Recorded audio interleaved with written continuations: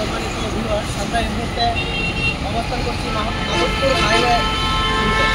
দেখেন six line, যেটা Dhaka highway six লাইনের কাজ চলতেছে, যার কারণে রাস্তা অনেকটা সরু হয়ে গেছে। কাজ চলার কারণে দেখেন যানজটের অবস্থাটা ইদানিং আগের তুলনায় প্রচুর পরিমাণে ঢাকা সিলেট হাইওয়েতে বেড়ে গেছে। এখান থেকে মাধবপুর থেকে জ্যামটা শুরু হলে দেখা যায় ওইদিকে হবিগঞ্জ সাইকেল পর্যন্ত দীর্ঘ একটা পথ একবারে জ্যামের কারণে আটকা পড়ে যায়। দেখা যায় ঘন্টার পর ঘন্টা, যেখানে রাজধানী ঢাকার ব্যস্ত নগরেতে যেরকম দেখা যায় 1 ঘন্টা 2 ঘন্টা ট্রেনে আটকা থাকে, কর্মব্যস্ততার মানুষ অনেক ব্যাঘাত ঘটে।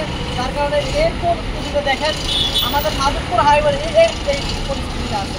দেখা যায় ঘন্টার পর ঘন্টা এই জ্যামে মানে অস্তিত্ব হয়ে যায়, গাড়ির মধ্যে থাকতে থাকতে গাড়ির মধ্যে বসে থাকতে জীবন অস্তিত্ব হয়ে যায়।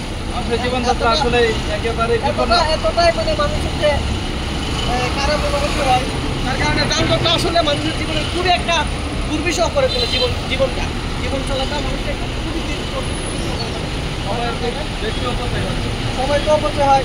দেখা যায় অনেক সময় দেখা যায় রুগী থাকে অ্যাম্বুলেন্সে, তার কারণে যানজটের কারণে জীবন নিয়ে টানাটানি অর্থাৎ মৃত্যুর কারণে হতে পারে। ঢাকা সিলেট মহাসড়কের কাজ করছে দ্রুত, কষ্ট কমুক, ভোগান্তি কমুক। রাস্তার অবস্থা দেখেন আপনারা, কি একটা অবস্থা। সম্মানিত দর্শক, দেখতে পাচ্ছেন রাস্তার কি অবস্থা।